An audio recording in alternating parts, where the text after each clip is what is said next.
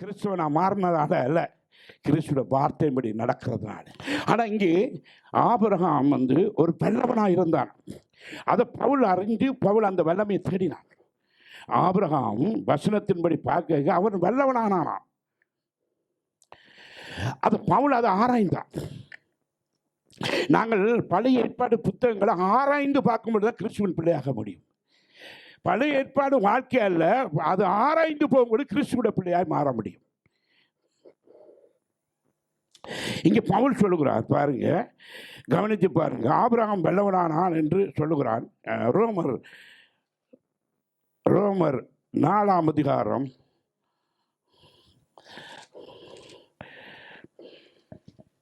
21 வாசிங்க. தேவன் வாக்குத்தத்தம் பண்ணினதை அதான் வாசிங்க. தேவன் வாக்குத்தத்தம் பண்ணினதை நிறைவேற்ற வல்லவராய் இருக்கிறார் என்று முழு நிச்சயமாய் நம்பி தேவனை மகிமைப்படுத்தி விசுவாசத்தில் வல்லவனானான். பாருங்க, தேவனுடைய வார்த்தையை எப்படி அவன் நடந்து கொண்டான் கவனிங்க. அது வல்லமை எப்படி வரும்? நான் சொன்ன 95 வயதாகட்டும் வல்லமை நமக்குள்ள வரும்னு சொன்னேன். இந்த வல்லமை உலக வாழ்க்கைக்காக அல்ல, வல்லமை தேவனை அறிந்து கொள்வதற்காக. ஆமென்னு சொல்லுங்க. இங்கே அவர் சொல்லுகிறார் பாருங்க, தேவன் வாக்குத்தத்தம் பண்ணினார். என்ன தெரியுமா? ஒரு வாக்குத்தத்தம் பண்ணினார். கிழவனான வயதான நேரத்தில் அவன் சொன்னான், நான் இனி குழந்தை புறப்படியாது, 99 வயது ஏழாது. ஆனால் தேவன் வாக்குத்தத்தம் பண்ணினா அதை அவன் விசுவாசம் அதில் வல்லவனானான். எத்தனை புரியுது? நாம எதுல வல்லவனாக தேவ வார்த்தைப்படி நடக்கும்போது உனக்கு வல்லமையை தேவன் தருவார். அதுக்கு ஒரு விசுவாசம், வல்லவனான விசுவாசம். வல்லவனானா ஆண்டவர் சொன்னார், இயலாத காரியம், முடியாத காரியம். ஆனா அந்த வாக்குத்தத்தத்தை பிடிச்சு கொண்டாரு. பிடிச்சது மட்டும் அந்த வசனத்தின்படி வாழ்ந்தான். கரங்களை தட்டி சொல்லுங்க. அல்லேலூயா. அதை பவுல் சொல்லுகிறான் பாருங்க. எப்படியா தேவன் வாக்குத்தத்தம் பண்ணி நிறைவேற்ற வல்லவராய் இருக்கிறார். இதுதான் நீங்க சொல்லுங்க. தேவன் எனக்கு வாக்குத்தத்தம் பண்ணி இருக்கிறார், தேவன் நிறைவேற்றுவார் என்று அதில் அவன் வைராக்கியமா வேத வசனத்தை கற்றுக்கொண்டு வல்லவனாயிருந்தான். அதனாலே முழு நிச்சயத்தோடு நம்பி, முழு நிச்சயம் நம்பிக்கை, அதாவது பூரணமான ஒரு நம்பிக்கை, பூரணமான ஒரு விசுவாசம், பூரணமான ஒரு விடுதலை. அவன் அதில தைரியமாக இருந்ததுனால தேவனை மகிமைப்படுத்தி, தேவனை எப்பொழுதும் கனப்படுத்தி துதித்து வேதத்தை ஆராய்ந்து விசுவாசத்தில் அல்லேலூயா அல்லேலூயா. அப்படிப்பட்ட ஒரு விசுவாச வாழ்க்கையில வல்லவராகவும் பெலவிழந்தால் நான் நிற்பதே தேவ கிருபை. சொல்ல மாட்டேன் இதை பற்றி. ஆனால் தேவ கிருபை, நான் நிற்பது தேவ விசுவாசம், தேவ வல்லமை, தேவனுடைய கிருபை என்னை தாங்கிக் கொள்ளுகிறது. அதுதான் தேவனுடைய நம்பிக்கை. அந்த வல்லமையை நான் தெரிந்து கொள்ள வேண்டும். ஒரு விஞ்ஞானி சொல்லுகிறார், நாங்கள் பேசுகிற எல்லாம் அங்கே கூட ஒரு பாஸ்டர் இருக்கும், அங்கே எல்லாம் ரெக்கார்ட் பண்ணியிருக்கான் சொல்கிறாங்க. நமக்கு தெரியல. நான் பேசுகிற அத்தனைக்கும் கனவு கொடுக்க வேணும். மாமன் சொல்லுங்க, நீ குழந்தைத்தனமாக பேசுகிறியா, முட்டாத்தனமாக பேசுகிற, தந்திரமாக பேசுகிற, நிறையா பேசுகிறியோ, ஆனால் எல்லாத்துக்கும் என்ன செய்யணும்? கனவு கொடுக்க.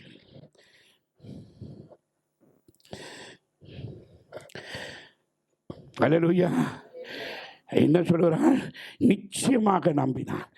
எங்களுக்கு சோர்ந்து போயிடும், நடக்கிற சோர்ந்துடுவேன். சாட்சிக்காக சொல்லுவேன், எவ்வளவு சோதனை, எவ்வளவு போராட்டம், எவ்வளவு நெருக்கம். நானும் எவ்வளோ ஜபிச்சு முயற்சி செய்து நான் போராடி விசாரிக்கிற நேரத்தில் சுபாவை குறித்து சொல்கிறேன். அவருடைய வாழ்க்கையில் இப்படி ஒரு காரியம் ஒரு பெண்ணுக்கு நடக்குமானா தாங்க மாட்டேன். சின்ன பிள்ளை, 22 வயது, நிச்சயத்தில் நம்பிக்கையா இருக்கிறார். கர்த்தர் வாக்குத்தத்தம் பண்ணி எவ்வளவு கோடி செலவழிச்சாலும் தனக்கு தேவன் வாக்கு பண்ணினார் என்ற விசுவாசத்தில் இருக்கிறார். இன்றைக்கு நேற்று கூட நான் அவரோட பேசினேன். எவ்வளோ ஒரு பெரிய விசுவாசம் சொல்லுங்க. நடக்குதா இல்லையா? தேவன் நம்மோட இருக்கிறார், நிச்சயிக்கப்பட்டிருக்கு, செய்வார். தாமதிக்கலாம், காரணங்கள் கணக்க இருக்கலாம். ஆனால் தேவன் தாமதிக்கிறதுக்கு ஒரு காரணம் உண்டு. ஆமான்னு சொல்லுங்க. அல்லேலூயா. ஏனென்றா ஒரு காரியம் என்ன தெரியுமா? நாங்கள் இயேசுவை காணல, இயேசுல ரூபத்தை காணல, கடவுளை காணல. ஆனால் அவர் இருக்கிறவனமா இருக்கிறான்னு விசுவாசித்து பார். அதுதான் விசுவாசம். அவரை காண வேண்டுமானால் நீ விசுவாசி, மரண பரியந்தம் விசுவாசி. யோபு சொன்னான், என் மாம்ச கண்கள் அவரை காணும். அதான் அவனுடைய விசுவாசம். இயேசுவனுக்கு தெரியாது யோபுக்கு எத்தனை ஆண்டுகள். ஆனால் சொல்கிறேன், என் கண்களால் அவரை நான் பார்ப்பேன். கரங்களை தேடி சொல்லுங்க, அல்லேலூயா. நாங்கள் அவரை பார்ப்போம். அதான் விசுவாசம். அந்த விசுவாசம் நமக்கு வேணும்.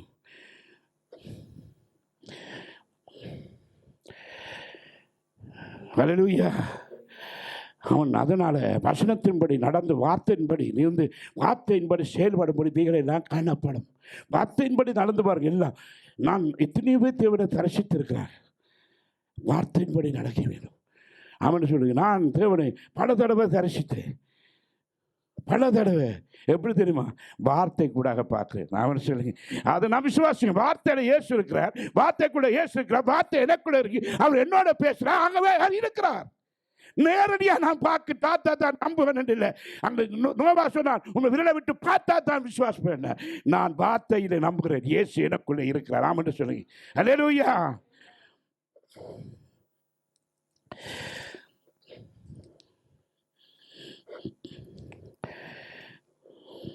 நிச்சயம் நிச்சயமாய் நம்பி தேவனை மகிமைப்படுத்த இதுதான் இருக்கிறார் என்பதை அவனை துதித்து நான் சொல்கிறேன், துதி ஆண்டவரை மகிமைப்படுத்தி போதிய மகிமைப்படுத்தி. ஒருவேளை உன் காரியம் பூமியில் வாய்க்காவிட்டாலும் அவர் உனக்காக பரலோகத்தை வச்சிருக்கிறார்.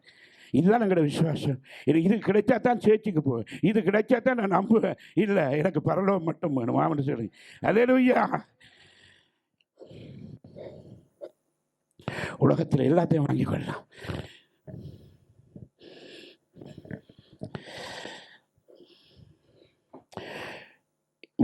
ஒரு காலத்தில் வெளிநாடு வாழ்க்கை எல்லாருக்கும் அது பெரிய வெற்றியை கொடுத்த. இப்போ அப்படி இல்லை. கடங்காரனா வந்து செத்து போகிறானுங்க. ஏன் தெரியுமா? இப்போ கோடிக்கணக்கில் காசு கேட்குறாங்க, ஆனால் அதை உழைச்சி வர்றதுக்கெல்லாம் அவன் செத்து போயிடறான். நாங்கள் சொன்னால் கேட்குறாங்க. இல்லை, பிரான்மைக்கு சொல்கிறோம். நாங்கள் வெளிநாட்டு வர்றவங்கள தடுக்கிறோம்னா அவங்க அங்கேருந்து நல்லா இருக்கிறாங்க, பிரான்மையில் சொல்கிறோன்னு சொல்கிறாங்க. நீ வந்து பார், பட்டு பார், நாம் ஒன்றும் செய்ய முடியாது. இன்றைக்கு அப்படித்தான் வாழ்க்கையில் தேவனை தேடும்போது உலக வாழ்க்கைக்காக இப்போ காலங்கள் நெருங்கி ஆண்டோட வருகை வந்து விட்டது. குறுகிய காலத்துக்குள்ள சாகுறான். சிறிய வேணெல்லாம் படக்குன்னு சாகுறான். காட்டடைக்கு வந்து சாகுறான். அது சின்ன பிரச்சனை இருக்குது, அது பரவாயில்லை. பரலோகம் போவோமா? மரணத்தை ஜீவனை அடைவோமா?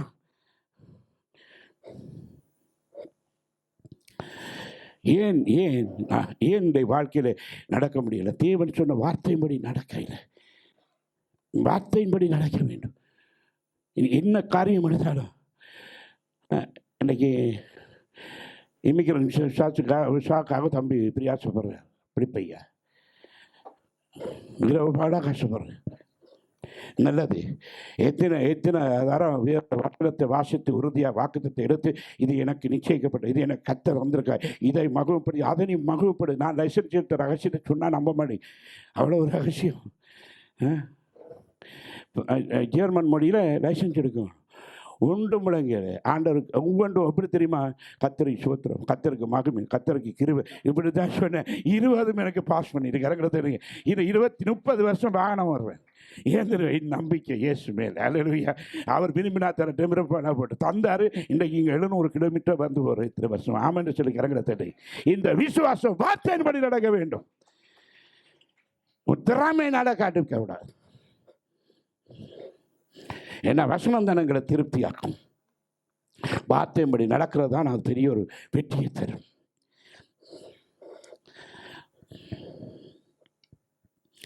பவுல் இப்படி விசுவாசித்தான். அவர் இயேசு கிறிஸ்து எப்படிப்பட்டவர், அவர் யார் என்பதை அறியாத காலம்.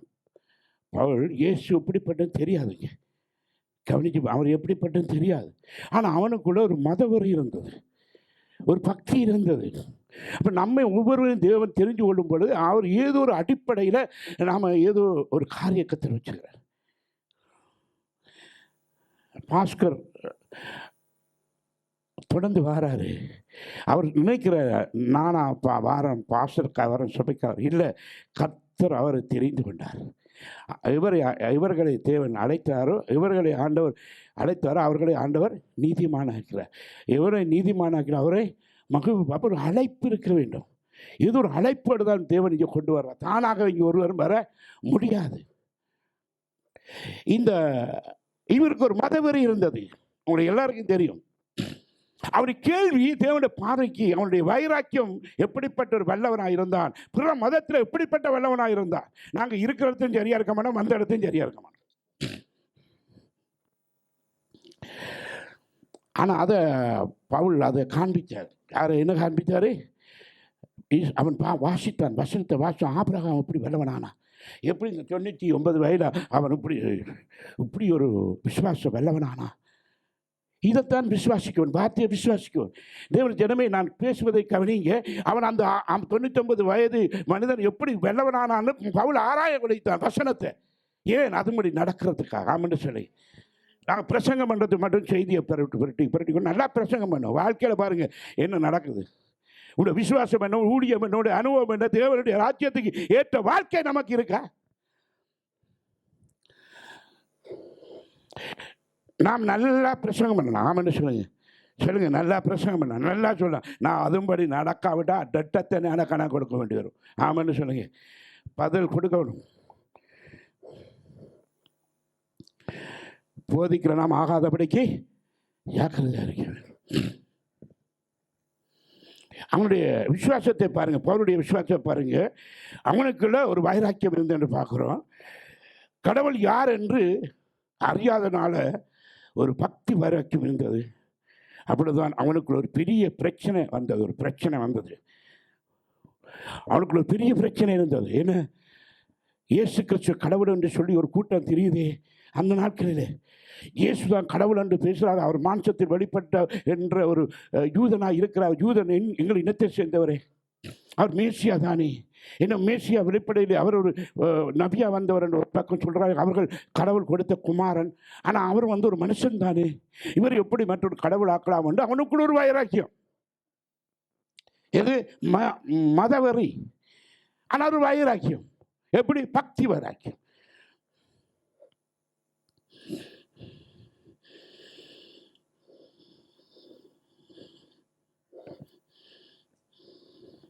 அவன் அப்படியான சூழ்நிலையில் நீங்கள் தெரிஞ்ச ஒரு காரியம் உங்களுக்கு இன்னும் விளங்கப்படுத்த தேவை. அதுக்குள்ள விஷயத்தை நான் சொல்கிறேன் பாருங்கள். அவர் என்ன செய்தாராம்? ரட்சிக்கப்பட்டதுக்கு போய் கிறிஸ்தவர்களை நிந்தித்து கொலை செய்வதற்கு அவன் அதிகாரத்தை பெற்றுக்கொள்ள புறப்பட்டு போனான். நான் அடிக்கடி பேசுகிறோம். இதில் ஒரு முக்கியமான காரியம் புதிதாக வந்தவர்களுக்கான சொல்கிறேன். அவன் புறப்பட்டு போகும்பொழுது நமக்கு தெரியும், ஒரு பெரிய மின்னல் அவர் கண்களை குருடாக்கியது. இப்போ மாம்சத்தின் கண்கள் குருடாக்கப்படும். எங்களுடைய வாழ்க்கையில் எங்களுடைய மாம்சத்தின் கண்கள், அதாவது மாம்ச சிந்தை முதல் மறைக்கப்பட்டால் தான் இருதய கண்களால் தேவனுக்கு காண முடியும். மனக்கண் திறக்கப்பட வேண்டும். மனக்கண் இறுக்கமாக இருந்தால் மாம்ச கண்களாக கிரிய செய்யும். மாம்சக்கண் மறைக்கப்பட்டால் மனக்கண் வேலை செய்தால் அது பெரிய காரியத்தை காண்பிக்க முடியும். இப்போ இந்த பவுலுக்கு என்ன நடந்தது? நான் தியானிக்க நேரம் இல்லை, உங்களுக்கு எல்லாரும் தெரியும். அந்த இடத்துல அவன் ஆண்டவருக்கு விரோதமாக செயல்பட அனுமதி பத்திரத்தை எடுத்துக்கொண்டு அவன் புறப்படுற நேரத்தில் பார்த்து கர்த்தர் அவன் மேலே என்ன செய்தார்? ஒரு பெரிய மின்னலை அனுப்பி அந்த மின்னல் வேகத்தில் அவருடைய கண்கள் குருடாயினது.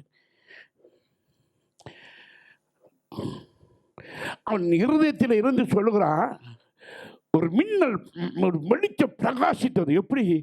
அவனுடைய மகிமை அவனுக்குள்ள ஒரு பிரகாசம் அவன் கண்கள் காணாவிட்ட இருதயம் காணு ஒரு பிரசன்னம். ஆமென்னு சொல்லுங்க. ஒரு மூடிக்கொண்டது. அவன் எங்கே போனா? ஒரு மத வைராக்கியத்தில் தன்னுடைய யெகோவா தேவனுக்கு வைராக்கியமாக போனா. ஆனால் அந்த வைராக்கியத்தை போய் கவனிங்க. அந்த வைராக்கியத்தில் புறப்பட்டு போகிறான். அந்த வைராக்கியத்துக்காக சொல்லுகிறான், மத காரியத்துக்கு போகிறான். நான் கடவுளுக்காகத்தான் போகிறேன். கடவுளை மனிதன் எப்படி கடவுள் இருக்கத்தக்க மனிதனை கடவுள் என்று சொல்ல முடியும் என்ற வைராக்கியத்தை போனான். அந்த நேரம் தனக்கு ஏற்பட்ட சூழ்நிலையை பார்த்து அவனுக்கு ஒரு கேள்வி புறப்பட்டது. ஒரு கேள்வி வந்தது அவனுக்குள்ள. என்ன கேள்வி? எத்தனை தெரியும்? என்ன கேள்வி? அவனுக்கு என்ன வந்தது? நான் போன தேவன் எங்க? நான் தேடிய கர்த்தர் எங்க? நான் வணங்க வந்த தெய்வம் என்ன? அப்ப நான் கடவுளுக்காக வைராக்கியம் போகிறேன், நான் என் மதத்துக்காக வைராக்கியமான, என் இனத்துக்காக வைராக்கியமான, இப்படி பருமது என் கண்கள் குருடாகி இதே திறந்து ஒரு வெளிச்சம் உண்டானது அவனுடைய வாயிலிருந்து வந்தது. நீ யார் ஆண்டவரே? கரங்களை தட்டி ஆண்டவருக்கு நன்றி சொல்லு. அவர் வாயில் அது கேள்வி வந்தது, இதுவரையில் யெகோவா தேவன் என்றான், யெகோவா தெய்வம் என்றான், யூதர் மரத்தில் வைராக்கியம் கொண்டவர். இப்ப தனக்கு வந்த சூழ்நிலை அவர் கேட்க, நீர் யார் ஆண்டவரே?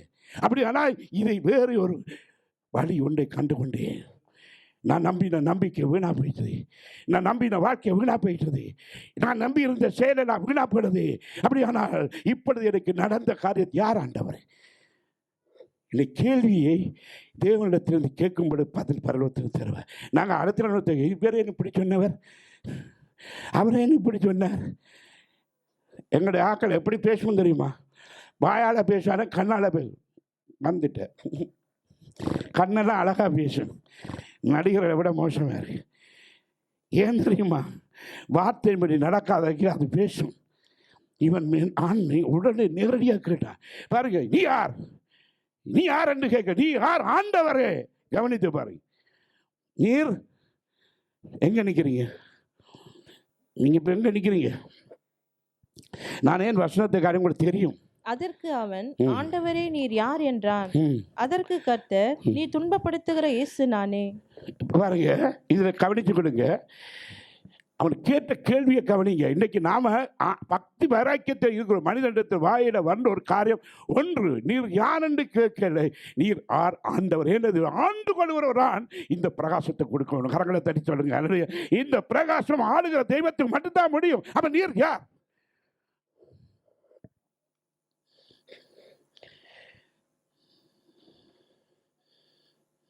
இல்லை, ஆண்டவர் நீர் ஆர் என்று சொல்லும்படி சொல்லியிருக்கிறான்.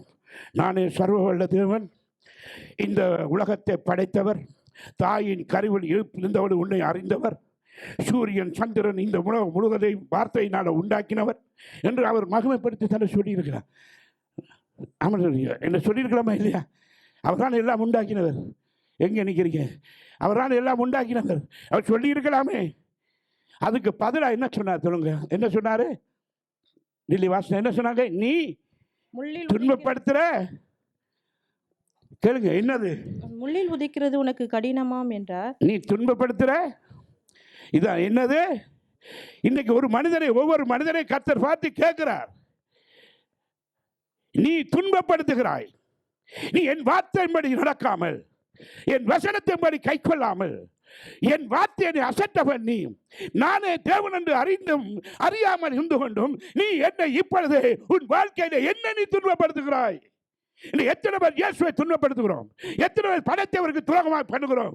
என் வாழ்க்கையில நான் ஆண்டவருக்கு பிரியமாய் வாழாத வாழ்க்கையை வாழ்ந்து இயேசுவை எத்தனை பேர் மீண்டும் சிறுமையை அறிந்து கொண்டிருக்கிறோம்? என்னும் எத்தனை பேர் அவர் துன்பப்படுத்துகிறோம்? யோசித்து பாருங்க. ஒன்று தெரியுமா உங்களுக்கு? நான் சொன்ன உடனே உரத்தமாக கைதட்டி தேவனை மகிமைப்படுத்தி, என்ன தெரியுமா? இந்த பவுல் வந்த வைராக்கியம், அவனுக்குள்ள இருந்த அந்த தேவ பயம், பக்தி வைராக்கியம், அவன் தன்னை பார்த்து கேட்ட கேள்விக்கு ஆண்ட இவனுக்கு மட்டும் நான் இயேசு என்று வெளிப்படுத்தினேன். கரங்களை யாருக்குமே தன் நாமத்தை சொல்லவில்லை, யாருக்கும் சொல்லலை. இந்த இயேசு என்று அவனுக்கு பேர் கொடுக்கப்பட்ட இயேசு என்று கடவுளை அவளுக்கு சொல்லியா, நீ வணங்குற யெகோவா தேவனாய கர்த்தராய் இப்ப வந்து இருக்கிறேன், நான் தானையா உன் கடவுள், அது என் பெயர் இயேசு, நான் இயேசு. எவ்வளவு பெரிய வெளிப்பாடு பாருங்க. இன்னைக்கு யாருக்கும் இயேசு சொன்னார் இல்லையே, இந்த வைராக்கியமாக சொன்னார்.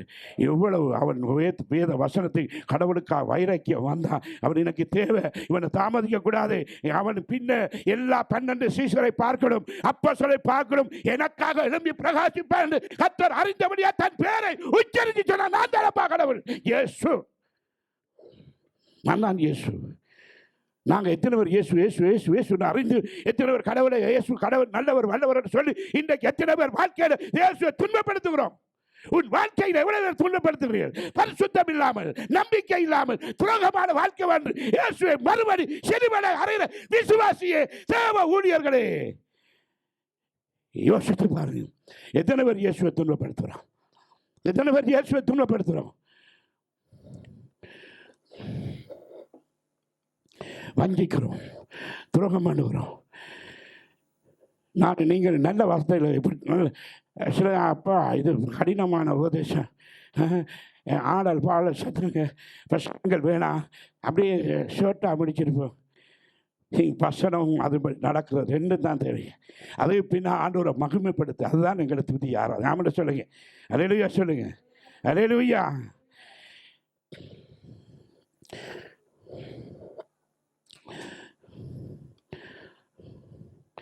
ஆமான்னு சொல்லுங்க. அவர் எப்படி என்ன சூழ்நிலை வந்தாலும் அவரை நாங்கள் ஆராதிப்போம். பவுலை பாருங்க, அவனுக்கு இயேசு என்று வெளிப்பட்டது ஏன் தெரியுமா? அவன் உண்மையை தேடுகிறான், உண்மையாய் தேடுகிறவனுக்கு அவர் வெளிப்படுத்துவார். அவன் சொல்லி உண்மையாய் அவரை காண்பது. இன்றைக்கு தம்பி எடுத்தான், உண்மை உள்ளவனை கற்று தேடுகிறார்.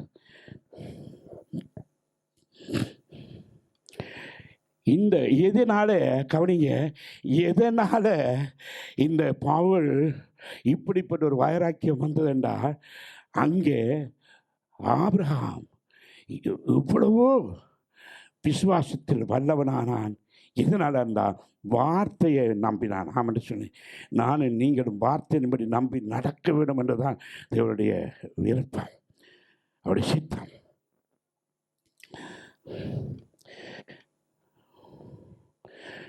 அல்லேலூயா சொல்லுங்க.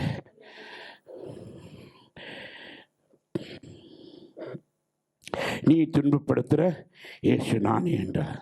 தேவர்களே, நீங்கள் நாங்கள் வாழ்க்கையில் கிறிஸ்து இயேசுவை துன்பப்படுத்துகிற காரியம் இருக்குமானால் ஒரு மாற்றத்தை கொண்டு வரணும். நீங்கள் நல்லவர்கள் துதிக்கிறீங்க, எல்லாம் நல்லோம். ஆனால் நாம் மனுஷராக இருக்கிறோம். என்ன சூழ்நிலை வந்தாலும் உங்களுக்கு தெரியும். இந்த செய்தி போய் கொண்டிருக்கிற வேலை சொல்கிறேன். ஒரு 16 வயது பிள்ளை கேன்சரிலே எல்லாருக்கும் அறிவித்தாங்க. கடைசி நேரத்தை நமக்கும் அறிவித்தாங்க. கடைசி கேட்டோம், கடைசியாக அவர்கிட்ட சொல்லி பார்ப்போம், நான் உங்கள் கடவுளிலே வேண்டிக் கொள்ளுகிறவர் விருப்பப்பட்டாலுடைய நான் விண்ணப்பம் பண்ணோம். தாமதமாக எங்களுக்கு கிடைத்தது. நாம் ஜெபித்தோம். சபை பிள்ளையார் எல்லாரும் ஜெபித்தாங்க. எல்லாரும் ஜெபிச்சிங்க. முடிவு என்ன தெரியுமா? அந்த பிள்ளை நானும் மரணிச்சிட்டு. தேவன் சில காரியம் நீச்சால் அதை மனிதனால் மாற்ற முடியாது. தேவன் நிச்சயமாக வார்த்தையின்படி தேவன் கிருபை உள்ளவராக இருக்கிறார். அந்த பிள்ளையை ஆண்டவர் எதனால் இந்த காரியம் நடந்தால், பிள்ளை எல்லா சத்துடந்து ஒருவேளை அந்த பிள்ளைக்கு உயிரை கொடுத்திருந்தாலும் கூட வாழ்க்கையில் வாழ்வது கேட்ட பலன் கிடைக்க என கிறிஸ்துவை முழுமையாக ஏற்றுக்கொண்டு அதுபடி நடக்க வேண்டும். ஆனால் நான் விசுவாசிக்கிறேன், அந்த பிள்ளை தேவனுடைய கூக்குரலை கேட்டு பரலோகத்தை சென்றிருப்பார். உபத்திரத்தின் மத்தியில் தேவனை தேடுங்க. வார்த்தையும் படித்து சொன்னோம். அந்த அம்மா பேசினா, அம்மா நான் அடுத்த நாள் கேட்டேன், அம்மா எப்படி இருக்கிறேன்? போயிட்டாங்க புரியலை எனக்கு. போயிட்டாங்க, அவன் நினச்சிட்டாங்க. என்னை அவள் கேட்ட ஒரு கேள்வி, ஏன் ஆண்டவர் இப்படி செய்யுது? சின்ன பிள்ளை அல்லவா, ஏன் ஆண்டவர் இப்படி செய்யுது? இப்படி செய்யலாமா? நான் 8 தரம் சொன்ன வார்த்தை என்னதுமா? கர்த்தர் நல்லவர், கர்த்தர் நல்லவர், கர்த்தர் நல்லவர், கர்த்தர் நல்லவர் என்று சொல்லும்போது கடைசியாக அவட வாயில் கர்த்தர் நல்லவர் பாஸ்டர் என்றார். கரெக்டாக தெரியுங்க. எனக்கு இதை விட வேறு வழி இல்லை. அவர் நல்லவர், அவர் நல்லவர். நன்மையைத்தான் அவர் செய்வார். நாம் நினைக்கிற விதமாக இல்லை. இந்த எத்தனை பேர் உயிர் பிச்சையை கொடுத்து வாழ வச்சிருக்கிறார். ஆனால் கொஞ்சம் பலன் கிடைச்சிட்டா எல்லாம் மறந்துடுவோம். ஆனால் தேவன் அந்த பிள்ளை எடுத்துட்டார். நம்ம வச்சிருக்கிறாண்ட ஒரு நோக்கம் இருக்கு, ஒரு திட்டம் இருக்கு. நன்றி உள்ளவராக இருங்கள் தேவனுக்கு. சொல்லுங்கள், நன்றி உள்ளவராக இருங்க. அவர் எங்களை இவ்வளோ தூரம் எங்களை வச்சிருக்கிறார். அவர் அன்பு மாறாதவர். வார்த்தையின்படி நடக்க வேண்டும். அந்த அம்மாவுடைய வாழ்க்கையில் விசுவாசம் நம்பிக்கையற்ற உறுதியான நிச்சய விசுவாசம் கிடையாது. நாம் உங்கள் எல்லோரும் ஜெபிச்சோம் என்றால் அந்த பிள்ளையை தேவன் கடைசி கட்டத்தை அவர் என்ன செய்ய சித்தமாக இருக்கிறாரோ நாம் அதை நினைப்பதற்கு மேலான ஒரு காரியத்தை கர்த்தர் செய்வார். ஆமான்னு சொல்லுங்கள். மரணம் என்பது எல்லாருக்கும் நியமிக்கப்பட்டது. எங்கள் மரணத்தை பின்ன நித்திய ஜீவனுக்காகத்தான் நாங்கள் பிரயாசப்படுறோம். ஆமான்னு சொல்லுங்கள். இதுதான் ஒரு கிறிஸ்தவனுடைய வாழ்க்கையில் தேவை. மரணத்தை பின்ன என்னுடைய வாழ்க்கையை இயேசுவோடு இருக்க வேண்டும்.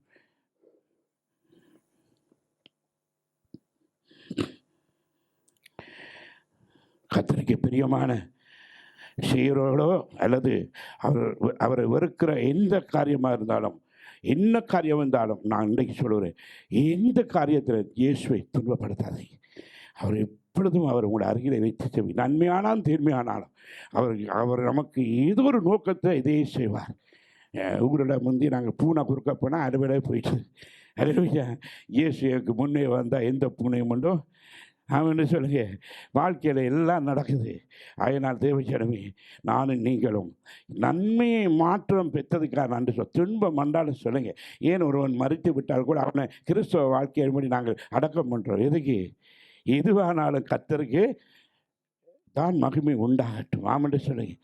ஏன்னா அவர் நாம் வாழ வைத்தவர். எங்களுக்கு இது வாழ்க்கை இல்லை என்று அடிக்கடி நாங்கள் பேசுகிறோம். ஐயா, நானும் நீங்களும் எப்படி இருக்க வேணும்? வார்த்தையின்படி இருக்க வேணும், வசனத்தின்படி நடக்க வேணும். சிந்தித்து பாருங்கள். கடினமான இருதயம் உள்ள இருக்கிற இரக்கம், கடினமாய் உள்ள இரக்கத்தை தேவனே பயன்படுத்துகிறார் என்று பாருங்கள். கடினமான சில பேருடைய இருதயம் கடினமாக இருக்குது. வார்த்தையை போட்டு போட்டு போட்டு இவ்வளோதான். சில மிஷினை அசைச்சு பாருங்கள், அப்படி தான் இருக்குது. இவ்வளவு வார்த்தை வசனத்தை போட்டு போட்டு போட்டு பார்த்தா கடினமாக இருக்கு. ஆண்டவர் அனுமதிச்சிருக்கிறார். அது அபாயம். சில பேரை ஆண்டவர் அப்படி, சில பேரை என்ன செய்கிறது, கிறிஸ்துவை கொண்டு வரும். சிலரை கடினமாக வச்சிருக்கேன். ஏன்னா அவருடைய இருதயங்களை அறிந்து கடினமாக வச்சிருக்கேன். அதான் உண்மை. நமக்கு எல்லாம் தெரியும். ரோமர் 9ஆம் அதிகாரம்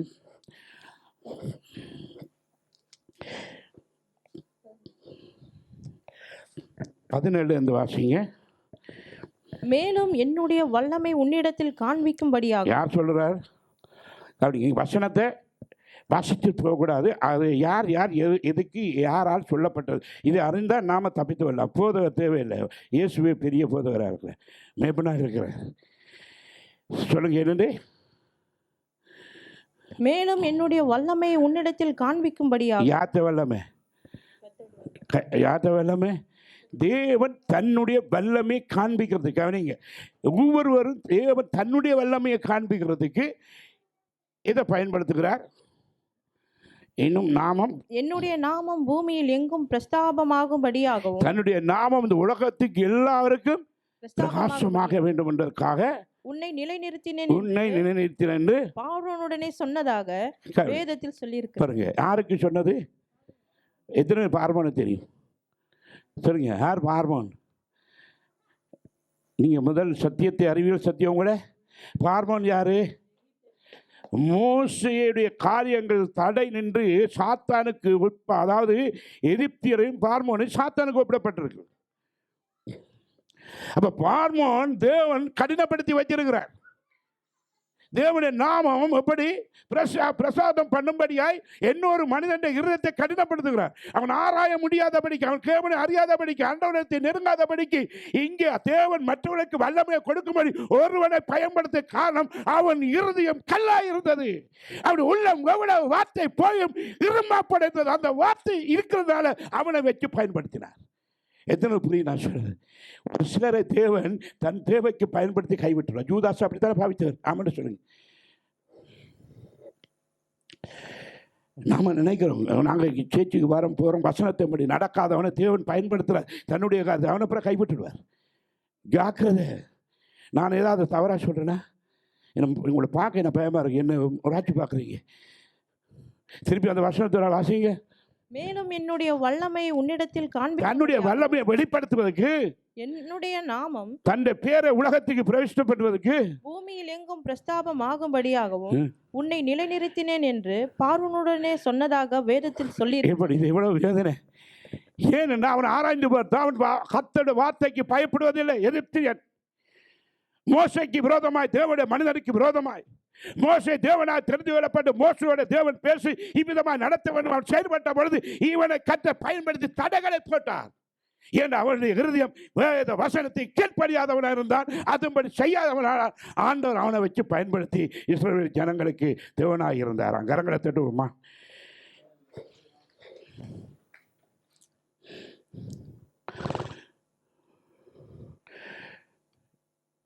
எங்களோட வாழ்க்கையில் நாங்கள் நான் ஏன் பேசுகிறேன்டா, நானும் நீங்களும் வசனத்தை வாசித்தாலும் சரி கேட்டாலும் சரி நாங்கள் அதன்படி நடப்போம்னு சொல்லி அதுக்கு பொருத்தனை பண்ணிவிட்டு அடுத்த பாட்டை நடக்கிறோம். அதை விட்டுட்டு பாயிறது நாங்கள். ஏன்னா அது எனக்கு இல்லை.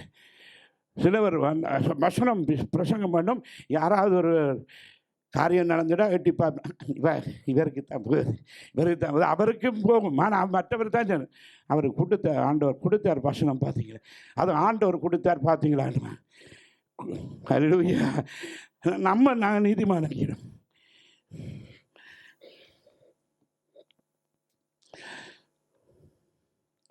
பார்வோனை தேவன் ஏன் பயன்படுத்துவான்?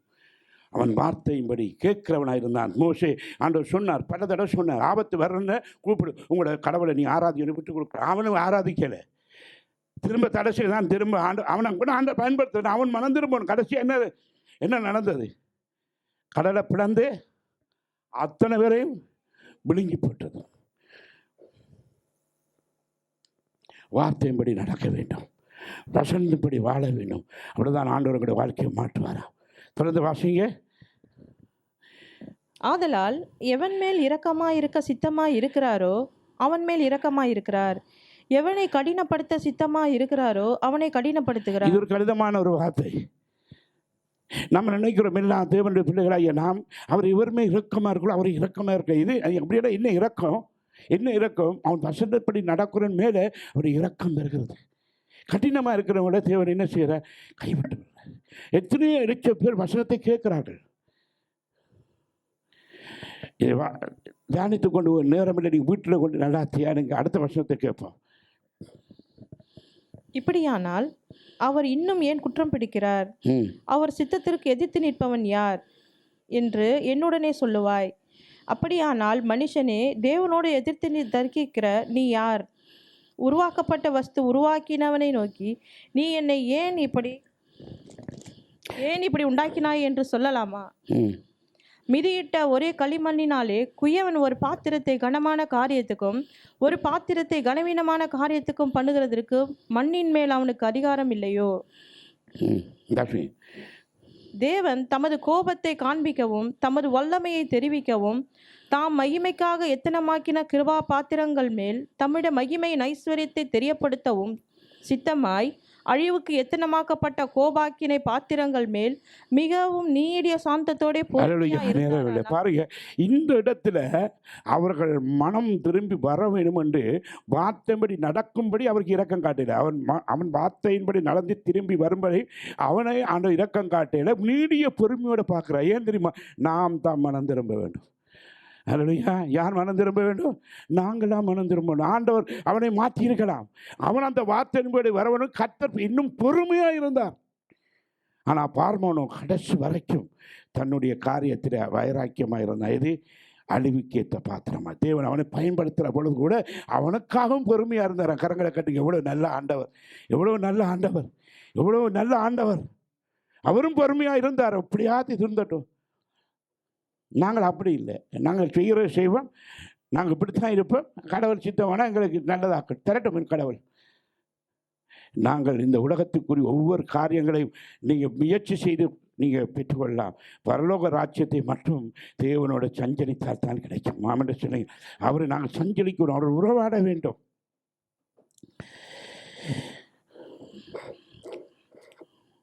எபிரேயர் 10:23 சொல்றது, நம்முடைய நம்பிக்கை அறிக்கையின் அசைவில்லாத உறுதியாக இருக்க கடவுள். வாக்குத்தத்தம் பண்ணினவர் உண்மை உள்ளவர். இன்றைக்கு எடுத்தான் தம்பி, வாக்குத்தத்தம் பண்ணினவர் உண்மை உள்ளவர். எத்தனை விசுவாசிக்கிறீங்க? எத்தனை நம்புறீங்க? அவர் இன்னைக்கு வாக்குத்தத்தம் தான். நம்ம பேசாமல் இருக்கிறீங்க.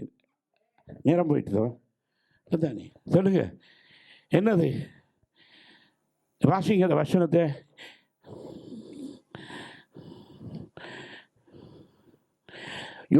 வாசிங்க. என்ன எபிரேயர் 10:23. அல்லாமலும் நம்முடைய நம்பிக்கையை அறிக்கை எடுக்கிறதில் அசைவில்லாமல் உறுதியா இருக்க. என்னது? நீங்க வசனத்தை பார்த்து அதை கேளுங்க. அந்த வசனத்தை கேளுங்க. நம்முடைய நம்பிக்கை அறிக்கையிடுவதனால் அசைவில்லாத உறுதியா இருக்க வேண்டும். தேவன் நமக்கு செய்வார் என்று பொறுமையோட காத்திருந்து எந்த நேரத்தில் நீ சஞ்சலப்படாம நீ காத்திருந்தது உனக்கு கிடைக்கல என்று நீ கோபம் கொள்ளாம பொறுமையோட நீ காத்திருப்பாயானால் வாக்குத்தத்தம் பண்ணினவர் உண்மை ஆமான்னு உள்ளவர் சொல்லு. இருக்கிறாரு. இதுதான் எங்களுக்கு ஒரு நம்பிக்கை. கடவுள் உண்மை உள்ளவர், அவர் செய்வார். அப்போ என்னைக்குள்ளான் பிரச்சனை. நான் இன்னும் ஒப்பு கொடுத்து நெருங்கவில்லை, இன்னும் வசனத்தின்படி நான் இன்னும் ஒப்பு கொடுக்கல, இன்னும் ஆண்டவருக்குள்ளாக என்னை சரியாய் நடத்த முடியலை. அவர் செய்ய உண்மை உள்ளவராக, அவர் மாறாதவர், அவர் நிச்சயமாக எங்களை கைவிடாதவர்.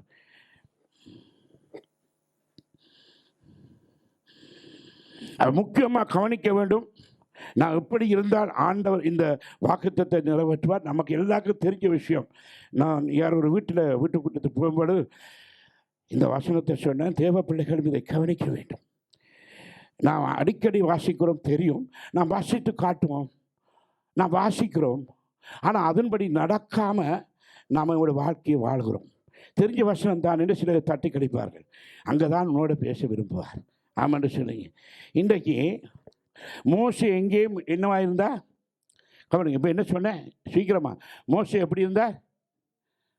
என்ன என்ன என்ன கவனிக்கிறோம்? மோசே எப்படி இருந்தார்? வயது வந்து சொல்லுங்க. எங்கும் உண்மை உள்ளவனா? இது யார் கண்டது? தேவன் தான் உண்மை உள்ளவனை கண்டார். வேறு யார் கண்டது? யாரு? ஆண்டவர் காரியத்தை ஒருவரிடத்தை சொல்லுகிறார். யாரு? யோசுவாவின். கவனிங்க, யோசுவாவை சொல்லுகிறார், நான் மோசோட இருந்தது போல. அப்ப மோசோட எப்படி இருந்தாலும் யார் கண்டது? யோசுவா கண்டார். தேவன் இருந்ததை, அவனோட இருந்ததை, அவர் எங்கும் உண்மை உள்ளவரை ஒரு சாட்சி வேணுமே. நான் பராபட்சம் உண்மையா இருக்கிறேன்னு யாருக்கு சொன்னா எப்படி நம்புவீங்க? எப்படி நம்புவீங்க? என்னோட இருந்து என்னை கவனித்தா தான் நீங்க சொல்ல முடியும். சொல்றதை சொல்லிடுமா? நாங்கள் மேடரி ஒன்று வாழ்க்கையில் ஒன்று வாழ்றது உண்மை உள்ளவனா? என்ன நடந்தது அங்கே? யோசுவா இயேசுவோட உறவாடி கொண்டு மன்னிக்கணும், யோசுவா மோசையோட அவன் இரவு பகலுமாய் நடந்தான். 40 நாள் உவாசம் இருக்கும் பொழுது அவன் கீழே இயேசுட மோசை வருவதை காத்திருந்தான்.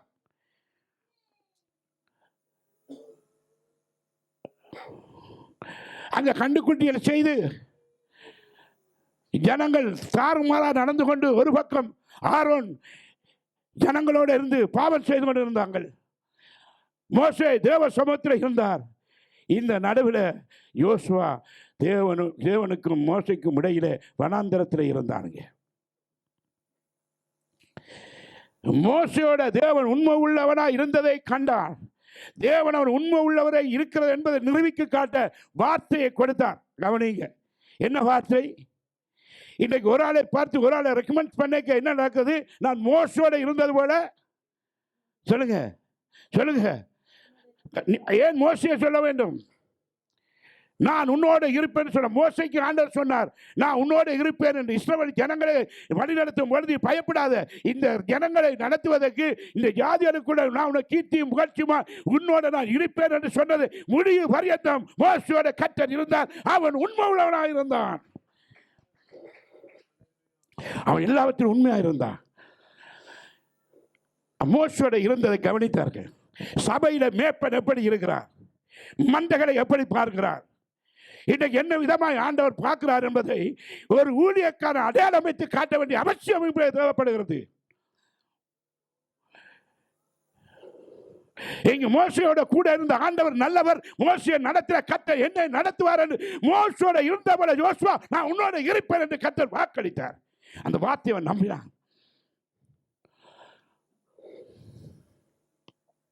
வாசிப்போம் அந்த வசனத்தை. யோசுவா 1 அதிகாரம்.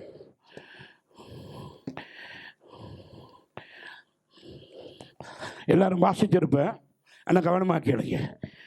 1:7 வசனம். இதான் முக்கியம். தாசனாகிய மோசே உனக்கு கற்பித்த நியாயப்பிரமாணத்தின்படியெல்லாம் செய்ய கவனமாய் இருக்க மாத்திரம் மிகவும் பலம் கொண்டு திடமனதாய் இரு. நீ போகும் இடமெல்லாம் புத்திமானாய் நடந்து கொள்ளும்படிக்கு அதை விட்டு வலது இடதுபுறம் விலகாதிருப்பாயாக. இப்ப நான் எடுத்துக்கொண்டு வர்ற செய்தி தலைப்பு என்ன? எதை குறித்து பேசுறேன்? இன்னைக்கு என்ன சொல்லுகிறார் பாருங்க, கவனிங்க, இந்த சபையில் தேவனுடைய வார்த்தையை கொடுக்குற தாசன்மார், ஊழியம் செய்கிற பிள்ளைகள், நாங்கள் இந்த இடத்துல பிரசங்கம் பண்ணுகிறோம். இங்கே என்ன சொல்லுகிறாருன்னு பாருங்கள். என் தாசனாய மோசே அவன் எங்கும் உண்மை உள்ளவனாக இருந்தால், கடவுளோட பிள்ளைகளாக இருந்தால், நான் அவனோட பேசுகிற தேவனாக இருந்தேன். நான் மட்டும் சொல்லுங்கள், நான் மோசையோட பேசுகிற தேவன். மோசையை அழைத்து வைத்து அவர் சட்டங்களை கொடுத்தவர். அப்ப அவர் யோசுவாக்கு சொல்றார், கவனிங்க என்ன சொல்றார். இந்த தாசனாகிய மோசைக்கு கற்பித்த நியாயப்பிரமாணத்தின்படி செய்ய கவனம் மாத்திரம் மிகவும் பலன் கொண்டு. அப்ப கவனிங்க, நியாயப்பிரமாணத்தை மோசையை கொண்டு செய்ய, அந்த நியாயப்பிரமாண சத்திய வார்த்தையை நீ அதுபடி செய்வதற்கு தயாராயிரு. ஆமான்னு சொல்லுங்க. அதுக்கு பலனாயிரு. அதுக்காக நீ தைரியமாரு, திட்டமனதாரு, பலனாயிரு. அதுக்கு ஆண்டவர் செய்வார் என்று அந்த மோசைக்கு நான் கற்பித்த வசனத்தைப்படி நீங்கள் இன்றைக்கு உங்களுடைய வார்த்தைப்படி நடப்பீர்களானால், இந்த வார்த்தையின்படி நடப்பீர்களானால், மோசைக்கு கொடுத்த அந்த சத்தியத்தைப்படி நடப்பாயானால், நான் மோசோட இந்த உன்னோடு இருப்பேன். கரங்களை தட்டி சொல்லுங்க. அல்லேலூயா. இன்னைக்கு அநேகர் என்ன செய்கிறார்கள்? யார் என்ன பேசினா பரவாயில்லை, வசனம் நல்லா இருக்குன்னு சொல்றதுக்கல்ல, அந்த நியாயப்பிரமாணத்தின்படி செய்ய கவனமா இருக்க மாத்திரம் மிகவும் பலம் கொண்டு நீ போக விடமெல்லாம் புத்திமான நடப்பாய். நீ போற இடமெல்லாம் உனக்கு ஞானம் பெருகும். நீ போற இடமெல்லாம் வெற்றியோட வருவாய். ஏன்னா வசனத்தின்படி நான் பாடுறபடியா. ஆமான்னு சொல்லுங்களேன். நான் மோசையோட இருந்தது உன்னோட இருப்படியா. எப்படி நான் மோசைக்கு நான் கற்றுக் கொடுத்தேனே, இந்த வார்த்தையை நாங்கள் செய்தியாக கொடுக்குறோமே, எப்பொழுதும் வசனமாய் கொடுக்குறோமே, நாம் அதை கேட்கிறவிடா மாத்திரமல்ல, அதன்படி செய்ய வேண்டும் என்று தான் கர்த்தர் இந்த நாளில் பேச விரும்புகிறேன். செய்யுங்கள். நம்ம கேட்குற கூட்டம் இல்லை. நீங்கள் கொஞ்சம் பேராக இருந்தாலும் உண்மையாக இருப்போம். எங்களுடைய பெருங்கூட்டம் வேணாம். அழிவில்லாத ராஜ்யத்தை இப்போதுக்கு ஆத்துமாக்கள் மட்டும் ஆதாயப்படுத்தும். கீழே என்ன சொல்லுது? 8வது வசனம். இந்த நியாயப்பிரமாண புஸ்தகம் உன் வாயை விட்டு பிரியாதிருப்பதாக, இதில் எழுதியிருக்கிறவைகளின்படியெல்லாம் நீ செய்ய கவனமாய் இருக்கும்படி இரவும் பகலும் அதை தியானித்து கொண்டிருப்பாயாக. அப்பொழுது நீ உன் வழியை வாய்க்க பண்ணுவாய். அப்பொழுது புத்திமானாயும் நடந்து கொள்வாய். தட்டி சொல்லுங்க. நம்ம எல்லாம் தெரிஞ்ச வசனம் தான். ஆனால் இப்படி வரும் பொழுது இந்த நியாயப்பிரமாண புத்தகம் உன் வாயை விட்டு பிரியாம ஆசாரியனுடத்தில் வேதத்தை தேடுவார்களா? எப்பொழுது ஒரு வாயில் எப்படி போகிற நேரமெல்லாம் நீங்கள் எங்கேயும் பாருங்க, நாங்கள் வேறு சிந்திச்சு கொண்டு போவோம், வேறு காரியங்களை சிந்திப்போம். நல்லது. ஆனால் நீ தேவனுடைய பிள்ளை, இரவு பகல்மா நீ தியானிக்கிறண்டா. என்ன தெரியுமா? ஒட்டகம் தன்னை சாப்பாடை சேமித்து வச்சுட்டு அது ஒரு கிழமை செல்லும், அது வெளியில் எடுத்து நீ வாசிக்கிற வசனங்களை போக்களும் வரத்தில் தியானித்து போகிற. அல்லையா சொல்லி தேவனோடு வருவார். நீ வாசித்தா தானே தியானம் பெறும். நீ வாசிக்காவிட்டால் எப்படி வரும்? அநேகர் என்ன கேட்கறது மட்டுமே இருக்கிறார்கள். அதை வாசிக்கிற நீ வாசிக்க வாசிக்க வாசிக்க போகும் இடமெல்லாம் பேசுவ. தியானம் வேண்டா என்ன? அது தியானிக்க இப்படி இது கடலுங்க. கடல் இதுக்கு முடிவில்லை. இது இன்பமானது. இது தேன் முத்து மாதிரி. இது கிளற இன்றைக்கு 2000 வருஷம் சென்றும் இந்த உலகத்தை பிரசங்கம் பண்ணி கொண்டிருக்கிற ஒரே புத்தகம் வேதாகமம், பரிசுத்த வேதாகம். ஏன்னா கிண்ட வந்து கொண்டே இருக்கு. நீ வாசிக்க தியானம் உனக்குள்ள வரும். நீ வாசித்தா தான் உன்னோட பேசுவார், உன்னோட இடப்படுவார். போடி கிறிஸ்தவனா இந்த சபையில் இருக்கக்கூடாது. ஏன் வசனம் நமக்குள்ள கிரியை செய்ய வேண்டும். வாசிங்க இந்த வசனம் தேட்டாத. இந்த நியாயப்பிரமாண புஸ்தகம் உன் வாயை விட்டு பிரியாதிருப்பதாக, இதில் எழுதியிருக்கிறவைகளின்படியெல்லாம் நீ செய்ய கவனமாய் இருக்கும்படி இரவும் பகலும் அதை தியானித்து கொண்டிருப்பாயாக. அப்பொழுது நீ உன் வழியை வாய்க்க பண்ணுவாய். அப்பொழுது புத்திமானாயும் நடந்து கொள்வாய். அல்லேலூயா. நான் வாய்க்க பண்ணுவேன்னு சொன்னாரா? கீழ் வசனத்தை வாசிங்க. நான் உனக்கு கட்டளையிடவில்லையா? இல்லை அதை வாசிங்க. நீ உன் வழியை ஆயத்தம். 8வது வசனத்தை கீழ் வசனத்தை. நீ உன் வழியை என்னது? நீ உன் வழியை வாய்க்க பண்ணுவாய். அப்பொழுது புத்திமானாயும் நடந்து. ரெண்டும் ஆண்டவர் சொன்னாரா? நான் ஒன்று சாம் என்ன சொன்னார்? நீ உன் வழியை வாய்க்க பண்ணுவாய். அப்பொழுது புத்திமானாயும். நீ இந்த வசனத்தை வைத்த நீ வழியை வாய்க்க. நான் உன்னை அப்படின்னா நீ இப்படியே இருப்ப, நான் உன்னை வாய்க்க பண்ணுவேன். அப்படி இல்லை. நீ இந்த வசனத்தின்படி அவனுக்கு கரகத்தை நீங்கள் அதன்படி, அப்போ நீ தான் அதன்படி வாக்க பண்ணுவார், நீ புத்திமான நடப்பாய், உலகத்தை கலக்குவாய். ஆமான்னு சொல்லுங்க. இது அடிக்கடி சொன்னால் சில நேரம் என்னடா ஒரே விலை பெற்றே சொல்லுவாங்க. ஆனால் மனசுகளை போராடுது. பீலா இன்றைக்கு வரும்பொழுது என்னோட சொன்னால் உண்டுசாமி புத்தகம் வாசித்தேன். நாம் தெரிந்த நம்ம புத்தியை காட்டிடுவேன். அப்படி நான் சில வசனத்தை சொல்றியான்னு கேட்டேன். அது என்னுடைய வேலை. கரெக்டாக சொன்னாங்க. கரெக்டாக தெரியும். அவன் வாசித்தாங்களே இன்றைக்கு தெரியும். அது முடிஞ்சால் டில்லி விடையில் அடுத்த டில்லி ரோமரில் ஒரு வசனம் எடுத்து இப்படி அவங்க வார்த்தையை பற்றி பேசுகிறாங்க. என்ன தெரியுமா, அவங்கள அப்படியே வசனத்தை எடுத்து தியானித்து வெளியில் கொண்டு வராங்க. கரங்கடத்தை நான் தேவ மகிமைக்காக சொல்கிறேன். அப்போ வார்த்தைகளை நாங்கள் வாசிக்க வாசிக்க வாசிக்க வாசிக்க நான் நினைக்கிறேன் 2014ஆம் ஆண்டு 16ஆம் ஆண்டு 12ஆம் ஆண்டிலேருந்து இன்று வரைக்கும் மஞ்சம்மாட மெசேஜ் கொப்பியை பார்த்தீங்கன்னா நிறைச்சி எடுத்து வச்சுக்கோ. அவ்வளோ அவர்கிட்ட வேணுமென்னா அவர்கிட்ட எடுக்கலாம், எல்லாம் வச்சுருப்பேன். நாங்கள் ஒவ்வொரு வசனங்கள் எல்லாம் மெசேஜ் எல்லாம் குறித்து வச்சுருக்கிறோம். அந்த வசனத்தின்படி நாங்கள் வாழ்க்கையை மாற்ற நான் மாறிடுவேன். அவன் சொல்லுங்கள் என்ன செய்வேன், நான் மாறி. அதான் அவன் சொல்லுகிறார், இதைத்தான் சொல்லுகிறார். நீங்கள் வசனத்தை பாருங்கள் என்ன சொல்லுகிறார். அப்போ அவன் நீ உன் வழியை வாய்க்க பண்ணுவாய். அப்போ நான் இதுபடி நடந்தால் நான் அந்த வழியை வாய்க்க பண்ணுவேன். அப்போ தான் நீ புத்திமானாக நடப்பாய். அப்போ என்ன இந்த வழியை மாறி நான் புத்திமான கலக்கிற ஜனங்கள் கண்டு இவனோட தேவன் இருக்கிறார் என்று ஆச்சரியப்படுவார். கரங்களை தேடி தேவனுக்கு நன்றி சொல்லுங்கள். நம்ம வசனத்தை ஏதோ கடவுள் சொன்னாருன்னு நான் பார்க்குறோம். அப்படிதான் இல்லை, நான் தான் அந்த வழியை வாய்க்க பண்ணுவதற்கு மேலே வசனம் என்ன, இரவும் பகலும் வேறு வசனத்தை தியானித்தால் நான் உன் காரியத்தை வாய்க்க பண்ணுவேன். கீழ் வசனம் என்ன சொல்கிறது, நான் உனக்கு கட்டளையிட. அதோடைய பாருங்க என்ன எதுக்கு சொல்லுறாரு, வாசிங்கம்மா நேரம் போது. பலங்கொண்டு திடமனதாயிரு, திகையாதே கலங்காதே, நீ போகும் இடமெல்லாம் உன் தேவனாகிய. 7வது வசனம் வாசிங்க.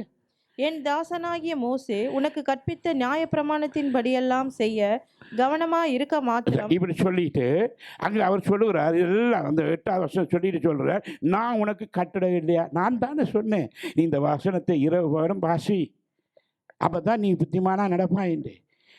கடவோ அப்போ தான் நீ உன் பசியை வாய்க்கப்படு. நான் சொல்லிட்டேன்ல, என்ன சொன்னேன், நான் வந்து அவன் கை வச்சு செபித்து தேவ வெள்ளமாக இறங்கிச்சுது. பேதுரத்து தான் அது இறங்கும். வசனத்தை நீயும் ஆராய்ந்தால் தான் அது வெள்ளமே. அல்லேலூயா. இன்னைக்கு அநேக வரத்துக்கும் வசனத்துக்கும் வித்தியாசம் தெரியாமல் இருக்கல. எனக்கு அநேக எனக்கு வந்து வசனம் நிற்குதில்லை, இதை வாசிக்க முடியாது. அது ஏன்னா உனக்குள்ள இருக்கிற குட்டி பிசாசு, நீ தான் அதை துரத்தவன். உனக்குள்ள இருக்கிற ஆவியை நீ தான் வெளியேற்றவன். அப்போ தான் ஆண்டவர் சொல்கிறேன், இதுகளை வாசித்துக்கலாம் நீங்கள் புத்திமானா இருப்பீங்க. என்ன சொல்ல, நான் உனக்கு கட்டட வெளியோ, நான் முன்னே சொல்லிட்டேன்டாப்பா, நீ இரவு கூட வாசித்தா தானே நீ புத்திமானா இருப்ப, நீ அதைப்படி நடந்தால் தான் நான் உன்னோட இருப்பேன்னு சொல்லிட்டேன்லவா. என்ன, நான் உனக்கு கட்டடம் இல்லையா, பிடம் கொண்டு திடமானது கலங்காத, நீ போக கத்தர் நான் கூட இருப்பேன் என்று வாக்கு கொடுத்துட்டேன். நான் இருப்பேன், அதுக்கு பிறகு உன்னை அசைக்க முடியாது. எத்தனை போய் நான் சொல்றது, வசனத்தின்படி நடக்க வேண்டும், வார்த்தையின்படி நடக்க வேண்டும். ஒரு கிறிஸ்தவனாய் வந்தவங்க குறைஞ்சது ஒரு 3 மாதத்துக்குள்ள வேதத்தை ஆராய்ந்து வாசிக்காவிட்டான் கிறிஸ்துவன் கிடையாது. பைபிள் தெரியாது சொல்ல முடியாது. உங்களோட ஜெபங்களை தெரியும் நீங்கள் எந்த அளவுக்கு கிறிஸ்துவோட இருக்கிறீங்க. உன்னை விடுதலை ஆக்குற பாஸ்டர் இல்லை, தேவனுடைய வசனம். ஆமாம் சரி, உன்னை காப்பாற்றுற வசனம் அதுதான் உனக்குள்ளே போகணும். உணவு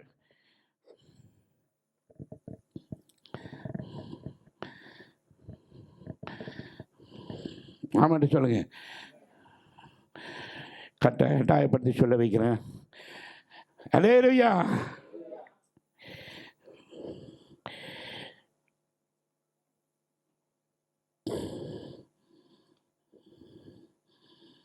அது போலதான் மோசேக்கு ஒரு காரியம், யோசுவாவுக்கு ஒரு காரியம் நடக்குது. 10வது வசனம் என்ன சொல்றது, அப்புறம் யோசுவா ஜனங்களின் அதிபதிகளை நோக்கி. அல்லேலூயா சொல்லுங்க. இப்போ அதிபதிகளை பார்த்து பேசுகிற அளவுக்கு அவனுடைய வசனம் தியானம் அவனுக்கு மேற்கொண்டது. ஆமாம் சொல்லுங்க. நீங்கள் தலைவர்கள் மூப்பர்மார்கள் சபையில் பிரசவம் பண்ணுற நீங்கள் இதன்படி செய்யாமல் மேடை ஏறாத, உனக்கு ஆபத்து. ஒரு நாள் அது நியாயம் விசாரிக்கும். ஒரு நாள் அது உனக்கு கணக்கு கேட்கும். நீ அதிபதிகளை கேட்கிற அளவுக்கு உன் வாழ்க்கையில் ஒரு மாற்றம் காணப்பட வேண்டும். அது வசனத்தைப்படி நடுங்கி கடவுளுக்காக இத்தனையோ காரியம் உலக பிரகாரம் ஓடி இரவு பகல ஓடுறான், நேரம் இல்லை. ஆனால் கடவுளுடைய காரியத்தை அசண்டையா வரக்கூடாது. ஒரு நாள் நியாயம் தீர்க்கப்படும், ஒரு நாள் நியாயம் தீர்க்கப்படும்.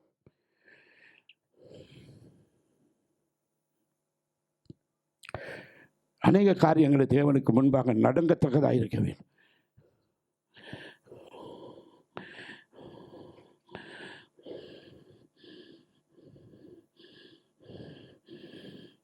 அல்லேலூயா சொல்லுங்க. அல்லேலூயா. முக்கியமாக கவனிக்க வேண்டியது என்ன? மோசோடு இருந்தது போல உன்னோடு இருப்பேன்னு ஆண்டவர் சொல்லி அந்த வாக்குறுதியை காப்பாற்றினார். அல்லேலூயா. இப்போ ஆர் இருந்தார்? மோசேயோட வசனத்தை கேட்டவர் ஆர் இருந்தார்? சொல்லுங்க. இதுதான் கடைசி. எது? பராபாசோட வார்த்தைப்படி நடந்தால் அல்ல, வேத வசனத்தின் மோசே நடந்தால் தேவன் இருப்பார். பாசர் இருக்க மாட்டேன். நீங்கள் பாசரை காக்கா பிடிக்க கூடாது, பாசரை பின்பற்றக்கூடாது. பாசருக்கு நீங்கள் ஊழியக்காரனுக்கு கனம் பண்ணுவது பரலோகத்தில் உங்களுக்கு மகிமை இருக்கு. ஆனால் நீ வேத வசனத்தை கீழ்ப்படியாமல் எதையும் செய்யக்கூடாது. அப்படின்னு சொல்லுங்க. நாங்கள் சின்னதுனுக்கு காலை அறுத்து விடுவோம், தேவன் தூக்கினானா உயர்த்தி நிற்பார். அவனு சொன்னேன், நான் அப்படி செய்ய மாட்டேன், பயப்படாதீங்க. வசனத்தின்படி நான் சொல்கிறேன்.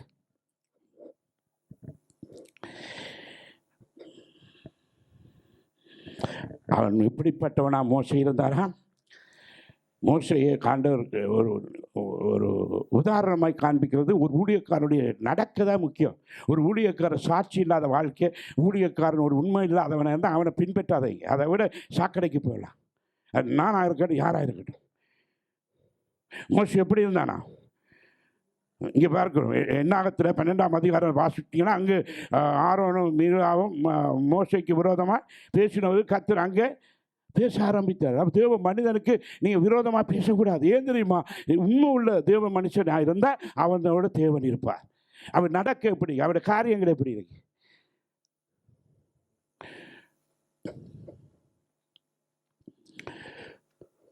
நம்பிக்கையோட வாழ வேணும்டா அவனுடைய வாழ்க்கை உண்மை உள்ளவராக இருக்கணும். அதான் வேதம் சொல்ற நகத்தில் பாருங்கள், 12ஆம் அதிகாரம் 7வது வசனம் என்ன சொல்வது?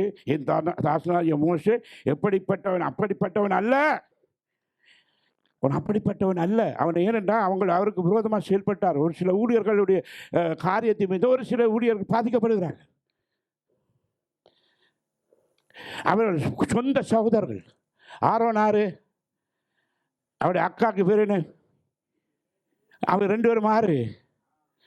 இவ்வளோ இஸ்ரவேல் ஜனங்களுக்குள்ள பாருங்க, கூட இருக்கிறது தான் கழுவப்பட்ட சகோதரர்களாக நமக்கு விரோதம். ஆவிக்குரிய வாழ்க்கையில் இருக்கிற பிரஷரில் வேண்டுவோம், உள்ளுக்க கத்தியால் வெட்டுவன் எண்ணுவோம். அல்லேலூயா. அங்கே உள்ளுக்க பெரிய ஆயுதம் இருக்கு, ஆனால் பிரஷர்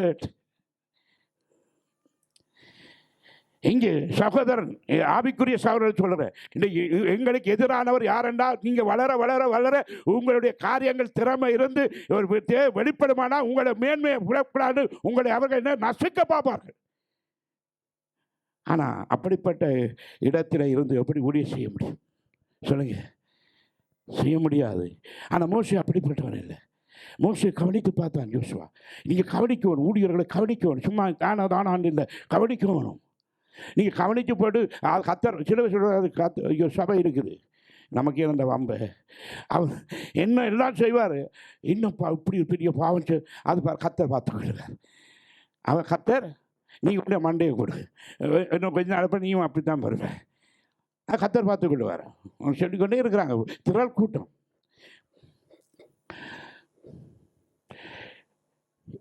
வேதம் சொல்லுவது, இச்சிக்கிறவனும் விபச்சாரவனும் பொல்லாதவனும் பொருளாசைக்காரனும் தேவனுடைய காரிய தூஷிக்கிறவன் விட்டு பிறகு 2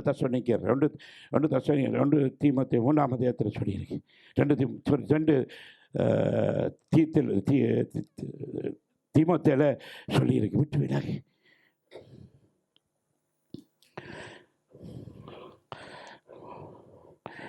அல்லேலூயா சொல்லுங்க. அல்லேலூயா. ஏன்னு சொன்னால் உங்களை பார்க்க பயமாக இருக்கு. சொன்னால் எனக்கு சொல்லுவாங்க அல்லேலூயா, கேட்கல. அல்லேலூயா. என்ன சொல்லப்பட்டதான்? என் என் தாசனாகிய தாசனாகிய மோசே மோசேயோ அப்படிப்பட்டவன் அல்ல, ம், என் வீட்டில் எங்கும் அவன் உண்மை உள்ளவன். அவன் என் வீட்டில் எங்கும். உண்மை உள்ளவன். யார் சொன்னது? யார் சொன்னது? தேவன் சொல்லுகிறார், என் வீட்டில் என்றா என்ன?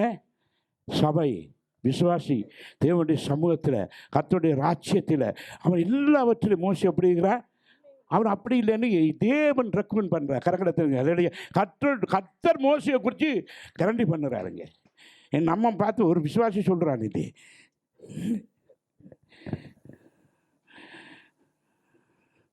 கெட்ட எண்ணத்தோட பார்க்குறேன். நாங்கள் போன முடிச்சு அடிச்சுக்கொண்டு வந்துட்டானடா. நீங்கள் அப்படி இல்லை. மற்ற காரியங்கள் எல்லாம் ஃபஸ்ட்டு எல்லாம் திறமையாக இருப்பேன். ஆவிக்குரிய வாழ்க்கையில்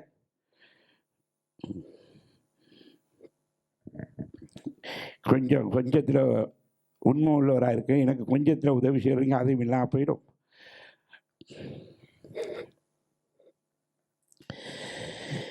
என் தாசனாகிய மோசே குறிப்பிட்ட இடத்துல இல்லை. சில பலிபீடத்தில் பிரசங்கம் பண்ணிக்க அது நல்லா இருக்கும். தனிப்பட்ட முறையில் வாழ்க்கையை தேடி பாருங்க எப்படி இருக்கும் சொல்லுங்க. அவன் என்ன எங்கும் என் தாசனாகிய மோசே அப்படிப்பட்டவன் அல்ல. இதான் டாக்குமெண்ட்ஸ், இதுதான் பெரிய காரியம். அவன் அப்படிப்பட்டவன் அல்ல, என் வீட்டில் எங்கும். கர்த்தர் நம்ம பார்த்து சொல்ல வருமே, எங்கும் உள்ளவனாக இருக்கிறான். அது மாத்திரமில்லை, இன்றைக்கி இந்த இடத்துல நான் உங்களுக்கு கடுமையாக பேசலாம். ஆனால் மோசே அப்படி தான் ஜனங்களை அவன் ஜனங்களை பார்த்து சொன்னார், அவர்கள் என்ன இச்சையின சாப்பாட்டில் ஆண்டவரே இந்த ஜனங்களை என்ன நடத்தலை என்ன விட்டுடுவோன்னு சொல்லி மோசே கதறினான். இந்த ஜனங்கள் மோசமானது. ஆனால் அவனுக்கு குறித்து இன்னொரு சாட்சி சொல்லப்படுது 12:3 என்ன சொல்லுது? மோசையானவன் பூமியில் உள்ள சகல மனிதரிலும் மிகுந்த சாந்த குணம். சகல மனிதர்களும் சாந்த குணம் உண்டு. அப்படி பாருங்க, எப்படிப்பட்ட இவ்வளோ ஒரு பெருமைசாலி சொல்லுங்க. இவ்வளோ சனத்தை வழி நடத்த இவ்வளோ பெருமை வந்தது. நான் ஒரு 5 பேரை நடத்தவே கஷ்டமாக. எத்தனை நேரம் எழுப்பிட்டு வந்துடுமா இன்றைக்குண்ணா? என்ன பாச ஓடித்திடுற? இல்லை, தேவன் பூமி எங்கே விழாவுறா, மோச ஜனங்களும் நான் சபைக்குள்ள விழாவுறேன். அவ்வளோதான், ஒன்றும் இல்லை. தங்க இஷ்டப்படி பேசி தங்க இஷ்டப்படி வாழ்ற. இங்கே நிற்கிறோம், எதிர நிற்கிறோம், ஏன் நிற்கிறோம் என்ற ஒரு பயம் இல்லை.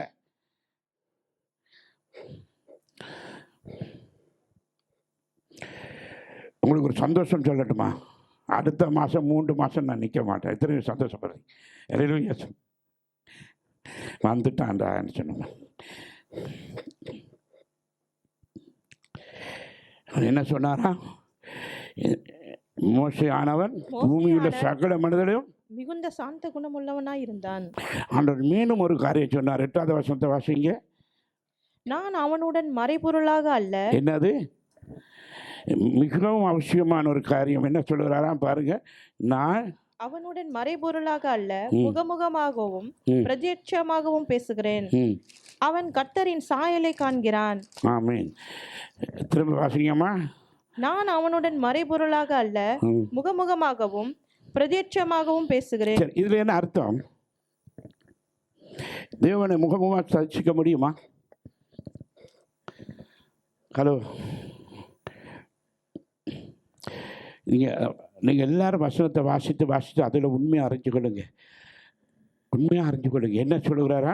நான் அவனுடைய மறுபொருளாக அல்ல. அப்படி என்ன ஒளிச்சு நின்று பேசல, ரெக்டாக பேசுகிறான். ஏன் தெரியுமா? அவன் உண்மை உள்ளவன் என்றபடியா ரெக்டாக ஆண்டவர் பேசுகிற. நீங்கள் உண்மை உள்ளவனாக இருந்தால் தானே ஊழியக்காரர் உங்களோட கலந்து கொள்ளுவார். நீங்கள் மாயமான காரியங்களை செய்து ஊழியங்களில் நீங்கள் மாயமான தேவட காரியம் மாயமான எப்போ இருந்து விடி வந்து போகிற விசுவாசி கிடையாது. நீங்கள் எப்பொழுதும் தேவனுக்காக மறைபொருளாக ஒளிமறைவு இல்லாமல் நீங்கள் வெளியரங்கமாய் வர வேண்டும். அப்போ பாருங்கள், அவனோட உண்மையை கண்ட ஆண்டவர் அவனோட ஏதோ ரகசியம் குத்துக்கதை போட்டு வசனத்தை கரெக்டாக அவனோட முகமுகமாக பேசுகிற. கரங்களை திட்டீங்க. அப்படி என்றால் நான் வார்த்தை முகமுகமாக போகுது. ஆமென்று சொல்லுங்க. சத்த முகமுகமாக போகிறது, அவனுடைய கிரியை முகமுகமாக போகிறது. அவன் உண்மை உள்ள பரலோக ரகசியத்தை வெளிப்படுத்த அளவுக்கு மோசையோட கர்த்தர் பேசினார். கரங்களை தட்டி நன்றி சொல்லி.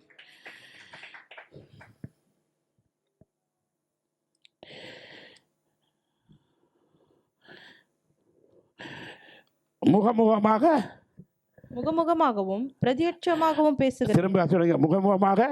முகமுகமாகவும் பிரத்யட்சமாக. அது என்ன பிரதிஷ்டமான? முகமுகமண்டா நேரடியாக பார்ப்பதில்லை. அப்படி அவர் பார்க்குற போல, அவர் காண்கிற போல, அவனுடைய உள்ளத்தில் இருந்து கர்த்தர் பேசுகிறது அப்படியே தரிசனமாய் காண்றது போல அதை பிரதிஷ்டமாய் பார்த்தாரு. வார்த்தை மூலமாக அவருடைய காரியங்களை பார்த்தார். அவர் செய்வதெல்லாம் வாய்த்தது. அல்லேலூயா. அவன் புத்திமானாய் நடந்தான். ஏனென்னா மோசேயோட கர்த்தர் பேசினார். அங்கரங்களை தட்டி என்று சொல்லுங்க, ஆமாம் என்று சொல்லுங்க. கர்த்தர் பேசித்தானா வார்த்தை கொடுக்கலாம். வார்த்தை பேசினாதான் வார்த்தை கொடுக்கலாம்.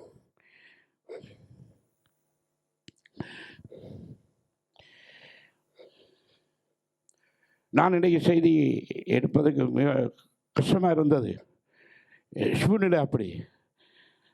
ஆனால் ஆண்டவர் எது பேசுவோனோ அதை தான் பேசுகிறார். நாங்கள் நினைக்கிறோம் பெரிய பிளான் போட்டோம், ஆண்டவர் எல்லாம் தூக்கி வச்சுட்டேன், நீ போ நான் பேசணும். கரங்களை தட்டுங்க. அல்லேலூயா.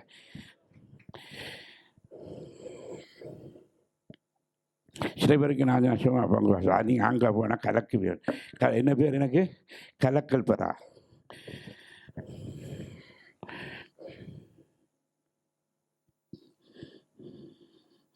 வாசிங்கம்மா. நான் அவனுடன் மறைபொருளாக அல்ல, முகமுகமாகவும் பிரத்யட்சணமாகவும் பேசுகிறேன். அவன் கர்த்தரின் சாயலை என்னது கர்த்தரை சாயல் நேரடியாக சொன்னாரா? அப்போ அந்த வார்த்தை அவருடைய சாயல், அவருடைய காரியம், அசைவு, காற்று, அவருடைய மூச்சு, அவருடைய காரியம், அவருடைய சாயலை புல்லரிச்சுது. நம்மளாம் அப்படி கண்டு கண்டு கண்டு இப்படி தேவ சாயலை உணர்ற அளவுக்கு தேவன் அவரோட சஞ்சரித்தார். அங்கரங்களை தெரியாண்டு சொல்லுங்க. அல்லேலூயா. எங்களோட ஆண்டவர் அப்படி புல்லரிக்க வேணும். வேத வசனம் வாசிக்க புல்லரிக்க வேணும். வசனம் கேட்குற மாதிரி காதெல்லாம் திறந்தமாக இருக்கணும். அப்படி நட்டுங்கிற மாதிரி இருக்கணும். அந்த வார்த்தை போக போக போக போக சரீரத்தில் தரிசனமாய் காணக்கூடும். ஆமாம் என்று சொல்லுங்க. அதுதான் தேவ தரிசனம். அவர் தரிசிக்கிற மாதிரி காணப்படும். சும்மா நான் வாசிப்பேன். நான் 5 அதிகாரம் வாசிப்பேன். வாசிக்கணும். அவனை பெற்றாய், இவனை பெற்றாய், அவனை பெற்றாய், அவனை பெற்றாய், இவனை பெற்ற உண்டு உனக்கா உனக்கு நீயே பெற்ற வழி தெரியும் நினைக்கிறேன். அல்லேலூயா. அது அவர் அப்படியே யார் பெற்றான் அவன் பெற்றான்னு ஆண்டவர் இருந்தால் எல்லாம் சொல்லுவார். எல்லாம் வம்சம் வராது நமக்கு கற்றுத் தருவார். ஆமன்ட்டு சொல்லுங்கள். மோசையோடு எப்படி ஆண்டவர் பேசியிருப்பார். எங்களுக்கு பார்க்க தெரிய சுற்றுது. எவ்வளோ அவனை பற்றி இவனை பற்றி மோசம் எவ்வளோ பொறுமையாக கேட்டு அவங்க ஆமாம் ஆண்டு எவ்வளோ பொறுமை. ஏனென்றா அவரோட அப்படி உண்மை பேசுகிறார். ஆமான்னு சொல்லுங்க. நாங்கள் வாசிக்கவே தெரிய சுற்று. என்னடா இது வினை பற்றி அவனை தட்டி போட்டு அங்கால போயிடுவோம். இதை அங்கே பார்க்குறேன். அதுக்குள்ளாம் சத்தியம் இருக்குது. ஆமான்னு சொல்லுங்க. அதுக்குள்ளாம் எல்லாம் இருக்குது.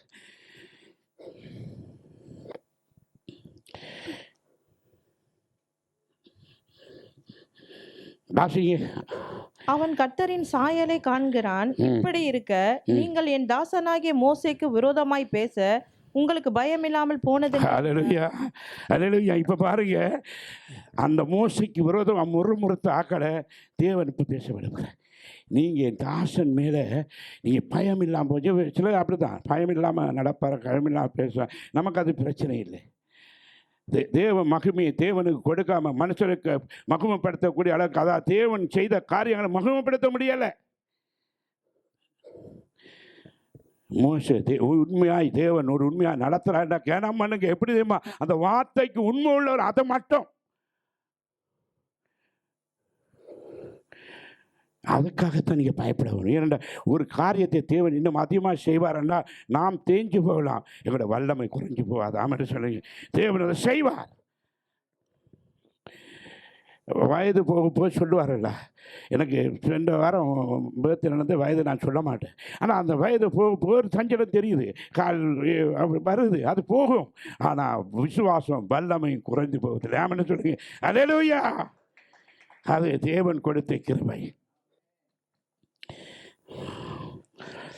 ஆகவே இந்த வசனத்தை நாம் ஏதோ மறைபொருள் இயேசு தேவன் மோசே முகமுகமாக பார்த்தாராமே, அவரோட பேசினாரே. இப்போ புரியுதா எப்படி? அல்லேலூயா சொல்லுங்க. கடவுளுடைய பிரச்சனை உங்களோட உள்ளத்தில் தெரியுமா?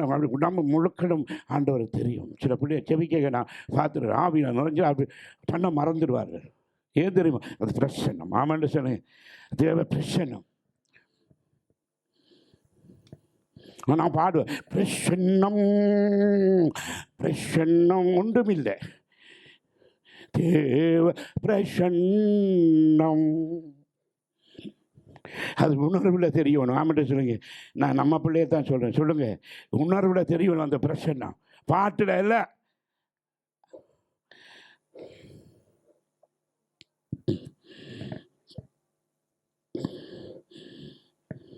அல்லேலூயா, அல்லேலூயா. அதான் இயேசு சொன்னாருங்க, மத்தேயு 20:28 சொன்னார், ஊழியம் கொள்ளும்படி வராமல் ஊழியம் செய்யும்படி அநேக மீட்கும் பொருளாக தம்முடைய சீசரை ஜீவனை கொடுக்க வந்தேன் என்றார். ஆமென் சொல்லுங்க. அல்லேலூயா. நான் ஊழியம் கொள்ள வரவில்லை, ஊழியம் கொள்ளும்படி வராமல் ஊழியம் செய்யும்படி அநேக மீட்கும் பொருளாக தமிழ். நீ ஊழியம் செய்கிறபடி, ஊழியம் செய்யணும், அர்ப்பணித்து ஜீவனை கொடுத்து வரணும்.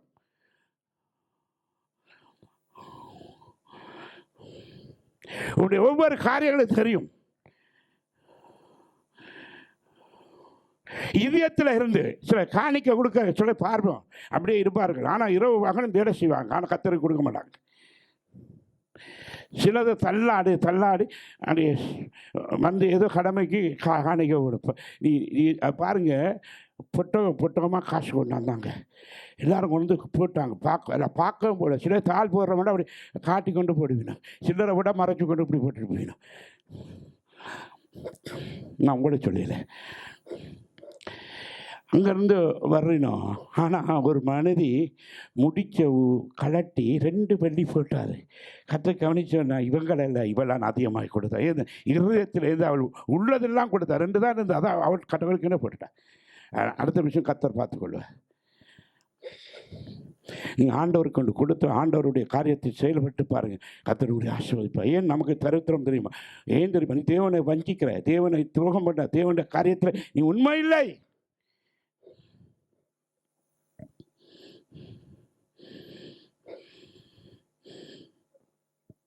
ஒன்று சொல்ல உங்களை பார்க்க நான் பயமாத்தான் இருக்கேன். ஆனாலும் அந்த வார்த்தை என்ன சொல்லுதோ அதைப்படி தான் நடக்க வேண்டும். பவுல் சொல்கிறான் பாருங்க. அதுக்கு பின்ன நான் முடிச்சிடுறேன். ஏன்னா நான் இருக்கிறனால சில சீக்கிரமாக சொல்லி முடிக்கணும்னு நான் ஆவலாக இருக்கிறேன். அதனால் பவுல் சொன்ன ஒரு காரியத்தை பாரு, இதே இப்படி சொல்லுகிறான். இங்கே கொரிந்தியர் சபைக்கு சொல்லும் பொழுது இப்படி சொல்லுகிறான். வாசிப்போம். கொரிந்தியர் எபேசியர் சபைக்கு சொல்லும்போது 6ஆம் அதிகாரம், எபேசியர் 6 வாசிங்க. என்ன சொல்கிறாருன்னு பாருங்க.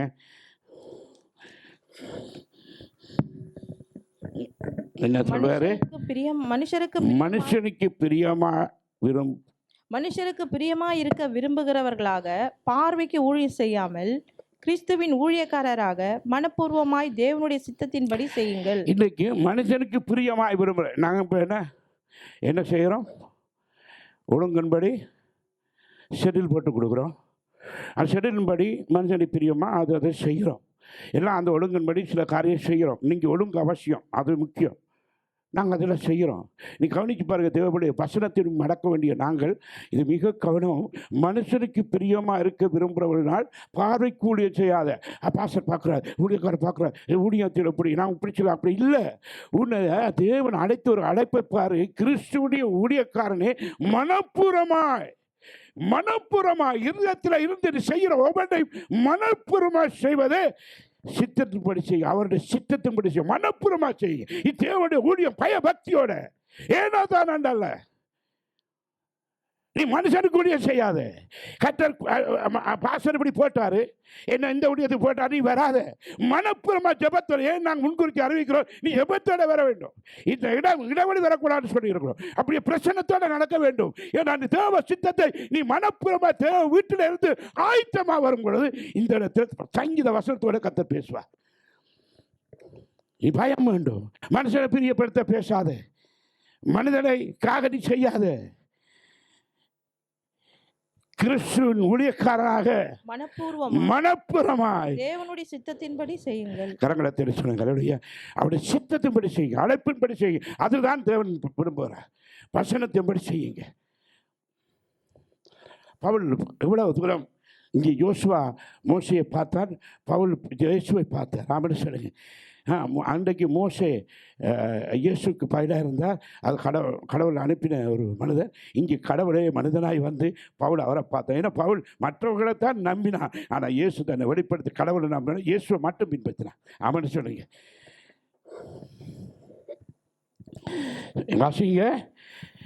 மனுஷருக்கு பிரியமாயிருக்க விரும்புகிறவர்களாக பார்வைக்கு ஊழியம் செய்யாமல் கிறிஸ்துவின் ஊழியக்காரனாக மனப்பூர்வமாய் தேவனுடைய சித்தத்தின்படி செய்யுங்கள். தேவனுடைய சித்தத்தின்படி வசனத்தின்படி செய்யுங்கள். நீங்கள் உயர்த்தப்படுவீர்கள், நீங்கள் கனப்படுத்தப்படுவீர்கள், நீங்கள் ஆண்டவரால் அழைக்கப்பட்டு வருவீர்கள்.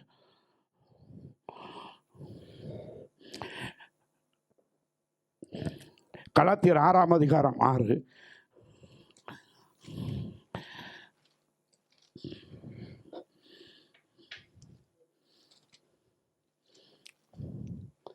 கலாத்தியர் 6:6 வாசிங்க.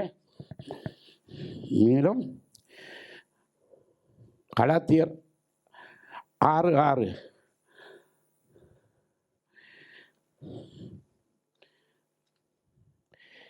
மேலும்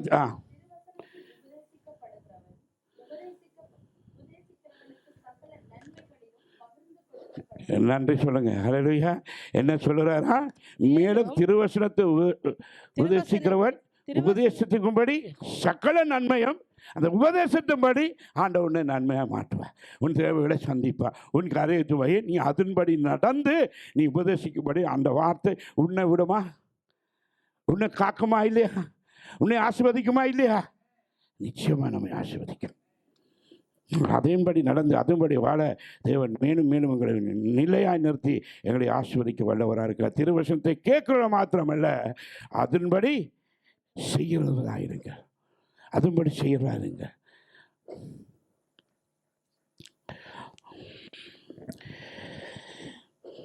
அல்லேலூயா சொல்லுவோமா?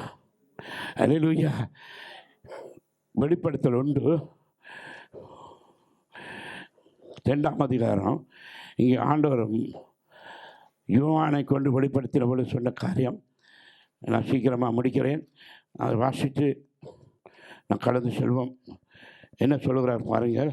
வெளிப்படுத்தல் 1:2-3 வாசிங்க. இவன் தேவனுடைய வசனத்தை குறித்தும் இயேசு கிறிஸ்துவை பற்றிய சாட்சியை குறித்தும் தான் கண்ட யாவற்றையும் சாட்சியாக அறிவித்திருக்கிறான். இந்த தீர்க்க தரிசன வசனங்களை வாசிக்கிறவனும் கேட்கிறவர்களும் இதில் எழுதியிருக்கிறவைகளை கை கொள்ளுகிறவர்களும் பாக்கியவான்கள். காலம் சமீபமாய். ஹல்லேலூயா. என்ன இன்று தீர்க்க வசனங்களை வாசிக்கிறவனும் கேட்கிறவனும் அதுபடி இருக்கிறதை கை கொள்கிறவன் பாக்கியவான். காலம் சமீபமாய் இருக்கிறது. ஹல்லேலூயா.